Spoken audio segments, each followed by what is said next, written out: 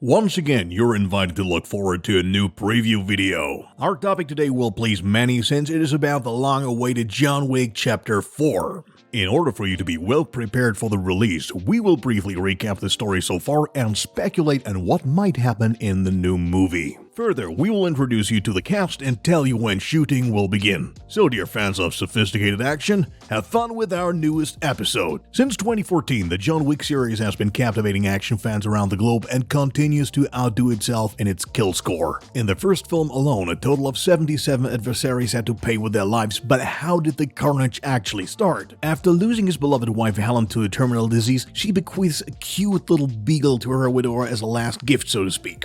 Daisy, as John named the dog, unfortunately does not have a long life ahead of her after the professional killer is approached by a group of young Russians at a gas station and rejects their offer to buy his beautiful Mustang. They feel offended and want to pay him back by stealing the valuable possession. Unfortunately, the dog dies in the process, and after the criminals take not only his car, but also his beloved dog, John Wick vows revenge. It soon turns out that the thief is the son of his former client Viggo Tarasov, and that there was probably a misunderstanding because the young Russians were not aware of who they were upsetting. After John takes out nearly a dozen Russians, Viggo puts a $2 million bounty on John Wick's head. After booking himself into what should have been a safe hotel, the Continental, he shoots his way through a nightclub in search of Viggo's son, is subsequently attacked in his room. His next stop is a church in Little Russia that serves as a facade for shady dealings of the Russian mafia. After learning from Viggo where his son is staying, John sets out to finish him off. At the end of the 101-minute bloodbath, Viggo also ends up dead and the revenge spree is over. Finally, in an animal clinic, it sort of comes to a happy ending because there he saves a dog from being euthanized and goes for a walk with a young pit bull puppy. John Wick 2 takes place just a few days after the death of Viggo and his son Yosef Tarasov. Although John has a dog again, there's no trace of his previously badly damaged Ford Mustang. It soon becomes clear that the fancy vehicle is with Viggo's brother Abraham Tarasov. After killing some of Tarasov's men in typical John Wick fashion, he surprisingly makes peace with him. One might think that John Wick can now finally enjoy his retirement, but false. He's visited by mobster Santino D'Antonio and is asked to redeem his blood oath. John isn't fond of the idea, however, and so D'Antonio demolishes John's house with a grenade launcher. In the end, he does agree to redeem the blood oath and sets off for Rome to kill D'Antonio's sister Gianna. Upon successful completion of the mission, he is also attacked by Gianna's bodyguard Cashin and his men, which eventually leads to both of them falling through a glass window into the Rome Continental Hotel and thus no longer being able to fight each other. Once again, there's a bounty on John Wick's head, this time raised by Antonio to a whopping $7 million.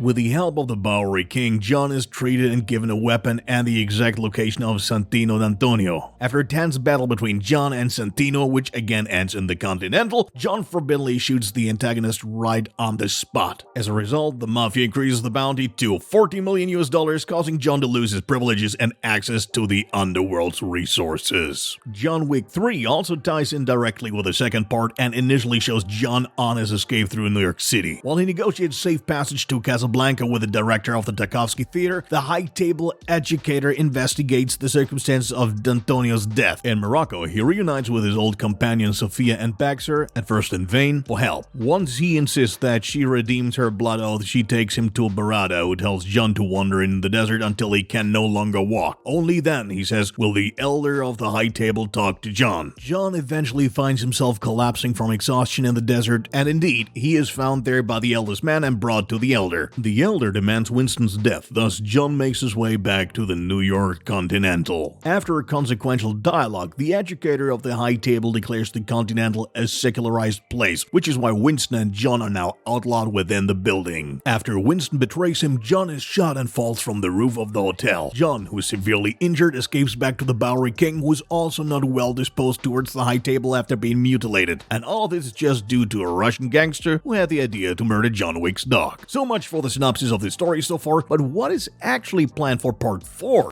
Not much is already known about John Wick Chapter 4 so far. The only thing that is clear is that the sequel will probably follow on directly from the end of Part 3 and that it will be released next year. It is very likely that John will take care of Winston and the High Table in his own style together with the Bowery King in the new sequel of the franchise. It is not yet clear whether old companions like Sophia will work with him again, but there's hardly anything anyway that could stop John from his quest for revenge. First, let's talk about the previously mentioned Bowery King. After he was almost killed by assassin Assassin Zero in Part 3, Bowery King, who was severely injured by the attack, swears revenge and saves the equally wounded John Wick. The impression is given that in Part 4, the two of them will fight side by side against the High Table in an attempt to bring it down. The Bowery King can call on a whole army of killers in their homeless luck, and together with the already more than battle-hardened Baba Yaga, they certainly can't be considered a bad adversary. What makes the whole thing even more exciting is that the respective actors behind the film characters already have more than enough shared experience in front of the camera. After all, Keanu Reeves and Lawrence Fishburne already know each other from the Matrix trilogy. There's also speculation that the High Table will take on greater importance. So far, in every John Wick film, there have more or less been concrete hints about the mysterious interior life of the High Table. The last part focused roughly on the different methods of punishment and the way the educator works. The former was impressively illustrated when John Wick had to cut off a finger in front of the elder's eyes. Due to the thrilling subject matter and the secretiveness,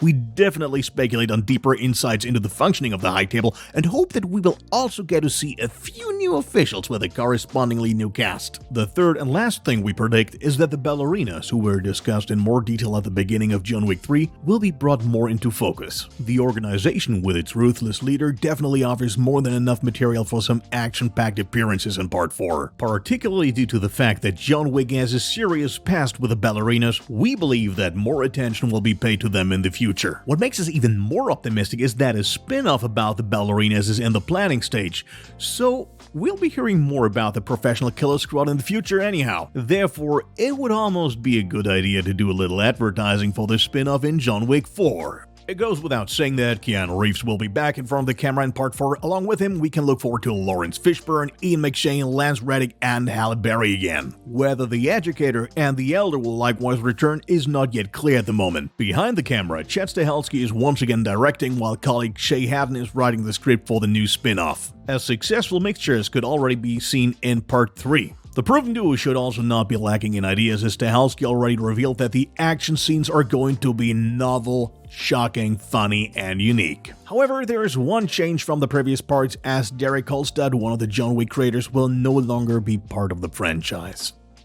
Shooting of John Wick Chapter 4 should begin shortly. As Collider magazine and others reported, the first scenes will be shot in June. The two main filming locations are said to be Berlin and Paris, while trips to Japan and of course New York City can also be expected. Originally, it was planned that John Wick Chapter 5 would be produced directly after the shooting of Part 4, but due to the pandemic, they decided against it. If all goes according to plan, John Wick Chapter 4 will be released in the US on May 27th, 2022. That's it for our latest original episode. Feel free to leave us a like and subscribe if you want to see more similar content in the future. Also, join us in the comments to discuss what your expectations for John Wick 4 are.